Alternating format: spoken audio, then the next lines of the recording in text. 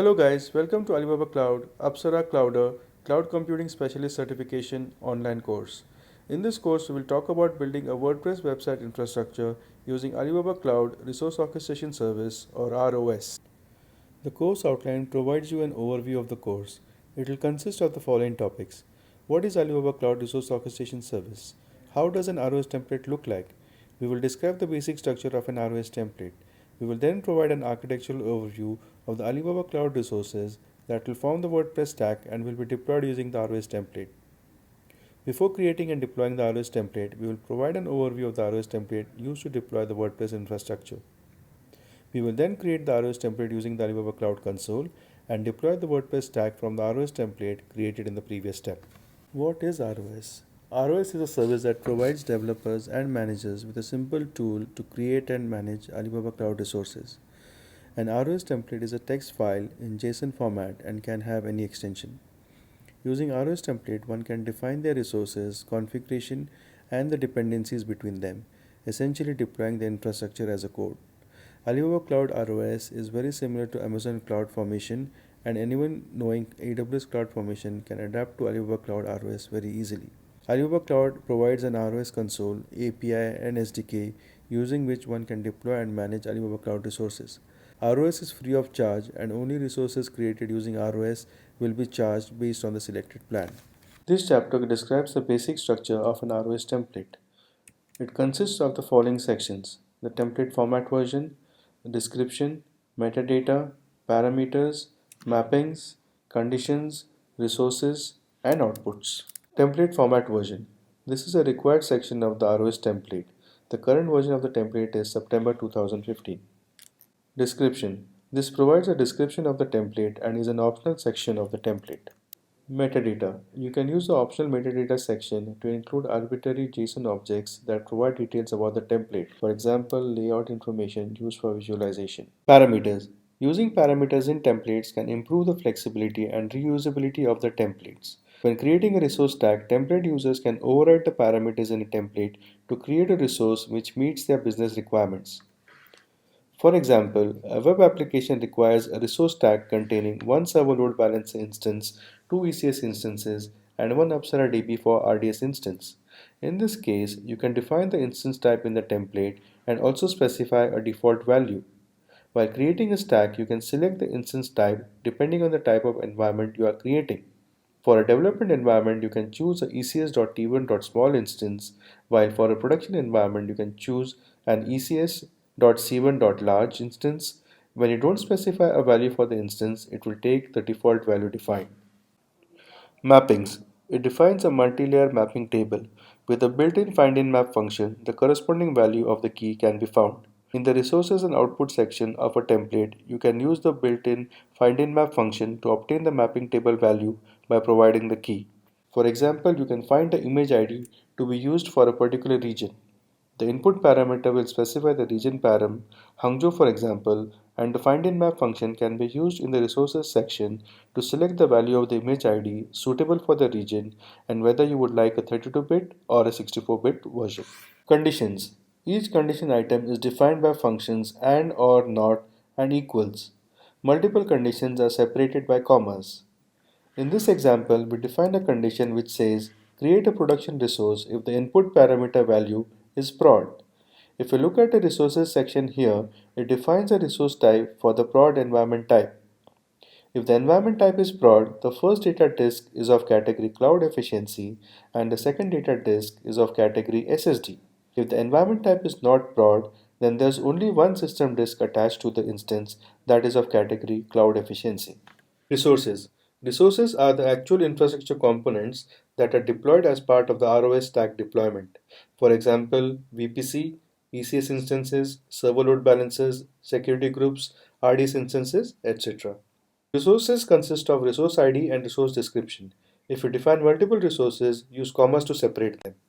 Resource ID is unique to a template and can be used while referencing the resource from other parts of the template. Type. Resource type identifies the type of a resource you are defining in a template. For example, an ECS instance, a server load balancer, or an RDS instance. Properties. Resource properties are additional options that can be specified for resources. For example, an instance type, region ID, image ID are the different properties available for an ECS instance. Following example provides you a snippet of a resource definition. If a resource property is not required, you can skip over it. However, certain resources have mandatory properties which need to be provided. A property value can be a text string, string list, boolean value, reference parameter value, or value returned by a function. If the value is a text string, it is included in double quotation marks. If the value is a string list of any type, it is included in square brackets. If the value is an internal function or reference parameter, it is included in parentheses. Outputs. This is the last section of an ROS template. In outputs, you can define the value to be returned when the stack query interface is called. For example, you can define the output of an ECS instance ID and then call the stack query interface to view the value. In the following example, outputs contain the instance ID and the public ID of the web server. The public IP will be used to access the WordPress site, hence it is useful to get its value from the output parameter. In this chapter, we will provide you with an architectural overview of the ROS stack that we will deploy using our ROS template. The infrastructure consists of a VPC or a virtual private cloud inside which we have an ECS instance that will host the WordPress application. The ECS instance will have an elastic IP that can be used to access the WordPress site. An RDS MySQL instance is deployed to store the WordPress data. The deployment of WordPress on the ECS instance is done using a bash script which runs at boot. The script will install Apache, configure it, download WordPress, configure the wp-config.php file with the username, password, and the RDS endpoint. The bootstrap script also connects to the RDS database and creates a WordPress database and the admin user. There are three types of users who will access this application: customers, content managers, and system administrators. The ROS template also creates security group that will allow public access to port 80, whereas port 22 that will be used by the system administrators will be restricted from the sysadmin locations only. In this chapter, we will provide you an overview of the actual ROS template that will be used to deploy the WordPress infrastructure. It consists of the mandatory template version September 2015 in this case. Next is the parameter section. Here we can see parameters defined for the VPC name, CIDR block, zone ID, image ID, data disk size, etc. While creating the stack, you can specify the VPC name, the CIDR block for the VPC, the zone in which the instances should be created, the instance type for the web server. So if we are deploying for a test site, we can go for a smaller instance type than we would do for production. Once the input parameters are covered, we define the actual resources to be deployed. Here we can see we are deploying the VPC, the vSwitch, which is a subnet inside the VPC. An instance comes with a system disk, but if you want an additional disk to store data, you can create an additional disk and provide the mount point for it. The user data section provides a way to execute scripts during instance startup. For Linux instances, bash scripts are supported, and for Windows, batch and PowerShell. A user's data script cannot be bigger than 16 kilobytes. We can mount a HDD, install a web server, install WordPress, and execute almost anything that a startup script can do during the system boot up. The security groups that control access to the resources are also part of the ROS template. Here you can see the ingress groups that allow incoming requests to the VPC resources and the egress groups that allow internal resources to access resources outside the VPC. The elastic IP that provides access to the ECS instance is created here and is associated with the web server. The database resource creates an RDS instance based on the database engine and the version defined in the input parameters. It also creates a database admin user and sets the password. The last section, but not the least, is the output section that provides values of the resource properties that have been created. A user can select which output value he would like to see. For example, if we create an elastic IP, we would need to know the exact IP address so that we can access the web server with this EIP. When we create an RDS instance and create a public connect string, the output section can print the value of the public connect string and allow us remote access to the RDS database. In this chapter, we will show you how to create an ROS template using the Alibaba Cloud console. To create the ROS template, log into the Alibaba Cloud console and go to Resource Orchestration Service. In the ROS console, go to My Template. Here you can see all the templates that have been already created. To create a new template, click on Create Template. To create a new template, you need to provide the template title, description, and the template source. For the template source, you can either enter the template from the console directly or from a URL. You can also edit the template with a visual editor available from the console. We will create the template directly from the console. We have opened an ROS template in using a text editor already. We will copy the content of the ROS template from the text editor and paste it in the ROS console. Once we enter the template content from the console, click on Verify. This will verify the template and ensure it is ready for creation. Once the template has been verified, you can click on Create to create the template from the console. The template has now been created successfully and can be seen in the My Templates section of the ROS console.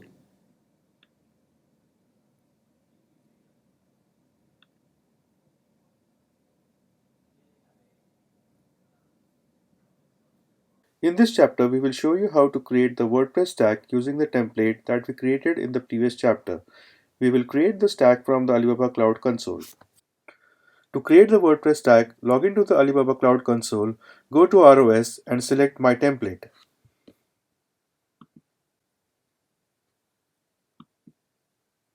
Select the template that we have created and click on Create Stack. Select the region in which you would like to create the stack and click on Next.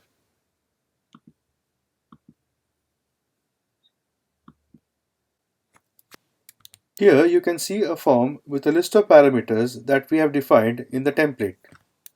The template is reusable and the parameters allow you to customize a stack based on your requirements. For example, you can select ECS.n4.small instance for a development environment, whereas you can select an ECS.n4.extra large instance for a production environment. The parameters start with the stack name.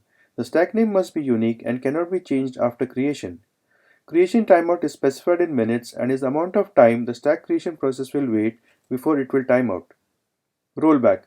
If rollback is selected, all resources that have been created will be rolled back if a stack creation fails. The next parameter is the data disk type. Here we have selected cloud efficiency. However, you can select other disk types that are available like Ultra Cloud Disk or SSD. You can then select the VPC name, zone ID, the zone in which you would like to create the WordPress stack in, the CIDR block for the VPC, the image ID, data disk size, total disks attached to the instance, mount point for the disk. If you observe, few of these fields are already filled. These are the default values that we have specified in the template.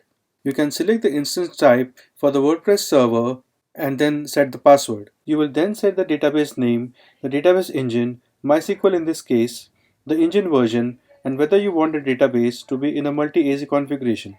The database instance class will specify the instance type for the database.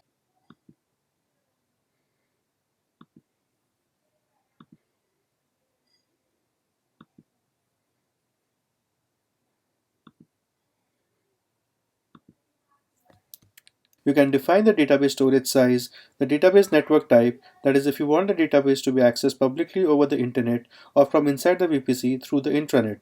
You can then define the database username and password. Once you have completed entering all the parameters, you can click on Preview.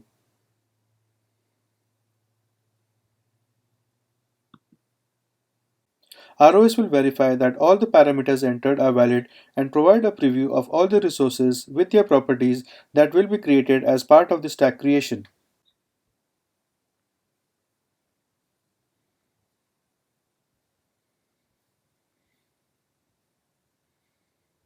You can now click on Create and this will start the stack creation process. By clicking on Go to the event list will provide you details of the events that will be generated as part of the stack creation process.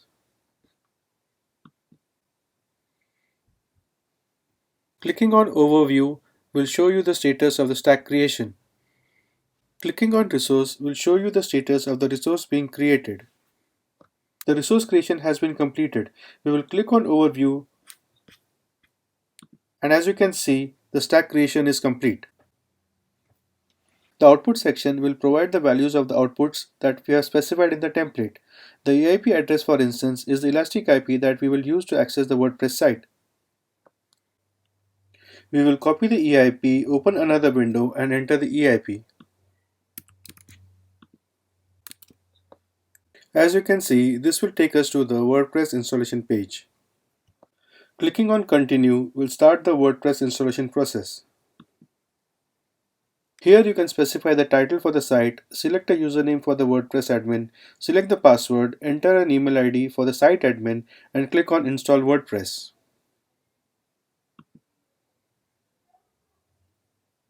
As you can see, WordPress has been successfully installed.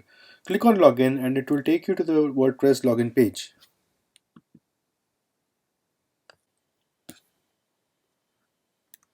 In this tutorial, we have successfully created a WordPress infrastructure using the Alibaba Cloud Resource Orchestration Service. Hope you like the tutorial and thanks a lot for watching.